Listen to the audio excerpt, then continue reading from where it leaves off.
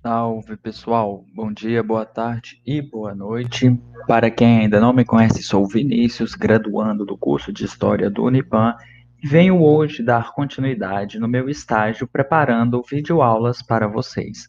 Bom, pessoal, hoje, como de acordo está no nosso PET, iremos abordar um tema bastante interessante, a Era Vargas.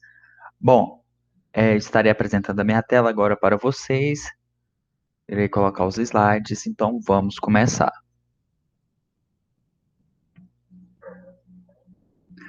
Bom, pessoal, para entender o que foi a Era Vargas, a gente tem que voltar um pouquinho no tempo e situar sobre o que foi a queda da República Café com Leite. Bom, pessoal, as eleições para a substituição de Washington Luiz na presidência da República já movimentavam o Brasil em 1929. O presidente do país, típico representante das oligarquias cafeeiras, como a maioria dos presidentes da República Velha, também conhecida como República Café com Leite, desejava manter o estado de São Paulo no controle das rédeas políticas da nação, lançando Júlio Prestes, representante do PRP, que é o Partido Republicano Paulista, como candidato à presidência.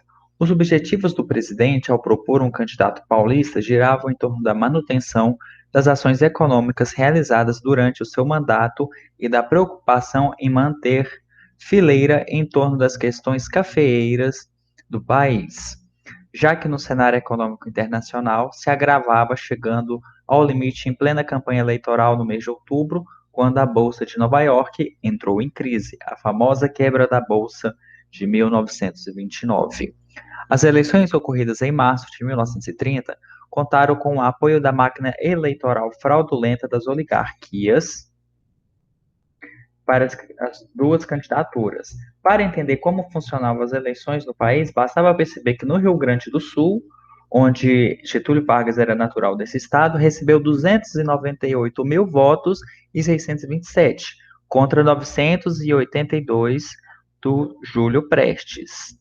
Se a manipulação eleitoral beneficiou a oposição conduzida pela Aliança Liberal, o vício político foi mais eficiente para Júlio Prestes, que saiu vitorioso com 1.890.524 votos, contra 1.091.000 votos obtidos por Vargas. Bom, pessoal, vamos prestar bastante atenção nessa frase. Façamos a revolução antes que o povo a faça, do Antônio Andrada, que era governante do estado de Minas Gerais. Bom, pessoal, o estopim revolucionário veio com o assassinato do candidato a vice-presidente na chapa da Aliança Liberal. Nessa época, a Aliança Liberal ela era composta principalmente pelo estado de Minas Gerais, que ficou descontente por conta do estado de São Paulo, com quem revezava durante a República Velha pelo comando do Brasil, eles ficaram descontentes e se alinharam ao Rio Grande do Sul, do Getúlio Vargas, e juntamente com a Paraíba de João Pessoa. Lembrando que hoje João Pessoa é o nome da capital da Paraíba. Bom, pessoal, a morte de João Pessoa na cidade de Recife, causada por questões pessoais e políticas, estimulou as forças contrárias ao governo a organizar o levante armado, que teve seu impulso inicial no Rio Grande do Sul e Minas Gerais. A resistência, centrada principalmente em São Paulo, não foi capaz de impedir o sucesso da Revolução de 1930.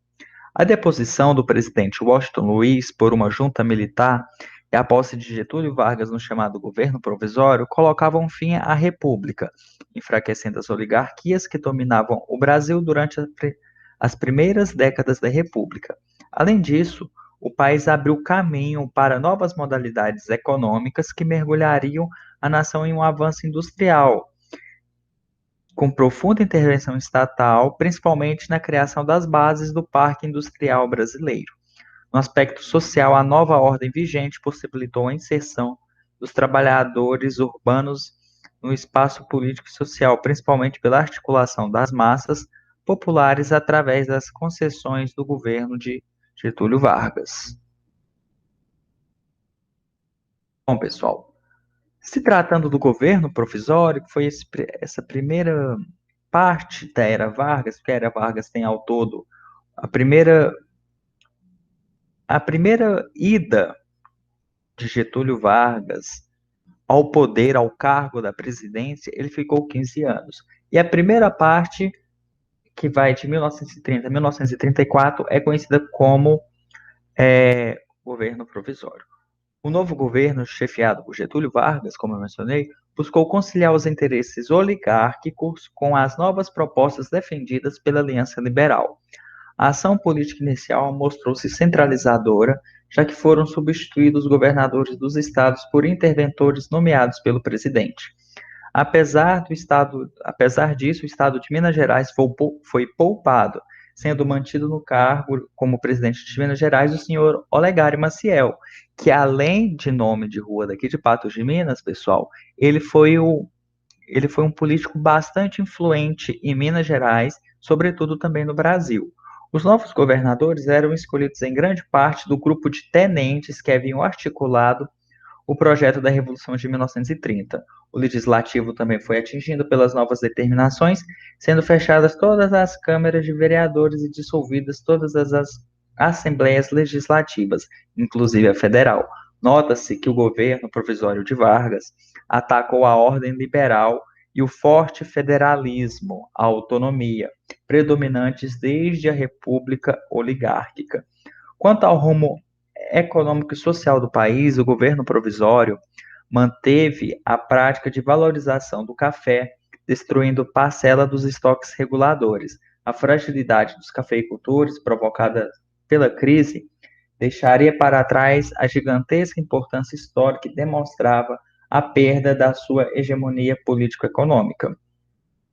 Apesar da proteção do setor cafeeiro, o governo buscou criar condições para que o país construísse um parque industrial mais autônomo e forte.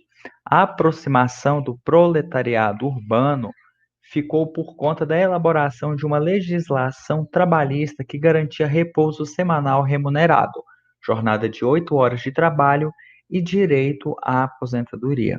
A criação do Ministério do Trabalho, Indústria e Comércios, chefiado por Lindolfo Collor, que é pai de um ex-presidente do Brasil, foi fundamental para as reformas apresentadas. O tratamento concedido à questão social no Brasil voltou-se em especial para a regulamentação da situação do trabalhador e para o reconhecimento das entidades sindicais como agentes da representação e conciliação. A formulação do novo Código Eleitoral em fevereiro de 1932, também representou uma forte mudança quando comparada com a legislação da fase anterior, visto que foram instituídos ao voto secreto e o feminino, alargando a capacidade de participação política da população. O governo eleitoral de 1932 também buscava evitar as fraudes típicas da República Velha, por meio da introdução da fotografia no título eleitoral. Se a gente for pensar hoje, o nosso título eleitoral, ele não tem fotografia, né? Além da criação da Justiça Eleitoral, que ficou com a responsabilidade de organizar o alistamento, as eleições, a apuração dos votos e o reconhecimento e a proclamação dos eleitos. Colocava-se em prática, por meio da aprovação do novo Código Eleitoral, uma das propostas anteriores defendidas pela Aliança Liberal, que dizia respeito às possibilidades de moralização da vida política brasileira, em especial o processo eleitoral. Apesar das conquistas obtidas pelo novo regime, alguns setores mantinham firme a luta de oposição, destacando-se o PRP, né, como eu tinha mencionado, o Partido Republicano Paulista, fora do poder e disposto a realizar qualquer ação que garantisse novamente o controle da política nacional. A indisposição de São Paulo com Vargas manifestou-se ainda nos primeiros meses do governo provisório, quando foi escolhido um interventor federal para o Estado.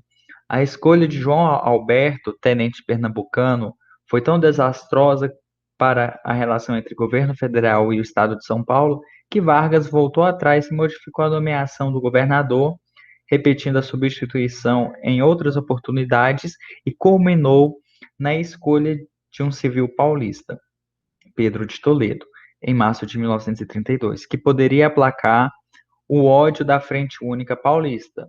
Essa nova força política ela foi criada em fevereiro, pessoal, de 1932 e buscava representar a união de dois partidos que eram adversários na política do estado de São Paulo, que era o PRP e o Partido Democrata, na luta contra Getúlio. É importante lembrar que o Partido Democrata havia apoiado Vargas e a Aliança Liberal nas eleições de 1930. A mudança da postura frente a Vargas pode ser explicada pela pressão dos cafeicultores paulistas ainda dotados de grande força política e pelos traços autoritários do governo Vargas, que contradizia a ideologia liberal do Partido Democrático. Bom, pessoal, para finalizar um pouco do que eu apresentei sobre o governo provisório, a gente tem que prestar bastante atenção no que foi essa Revolução Constitucionalista. Em 9 de julho de 1932, a Revolução Constitucionalista de São Paulo eclodia. Desejosos de retomar o controle do país, os paulistas imaginavam que teriam o apoio de outros estados. Fato não concretizado, contando apenas com o apoio de parte do Mato Grosso, o estado de São Paulo enfrentou as tropas governamentais que não aderiram ao processo. A mobilização de aproximadamente 100 mil soldados deixou clara a dimensão de guerra civil que ocorria no Brasil. A revolução, após cerca de 3 meses de luta, foi fracassada, porém, a fim de reduzir a oposição de São Paulo, foi fundamental para a governabilidade do país. O governo de Vargas confirmou o pleito para a escolha da Assembleia Constituinte, ou seja, a Assembleia que ia organizar uma nova Constituição para o Brasil, que criaria a nova Constituição brasileira, no caso, né? O regime caminhava assim para a legalidade.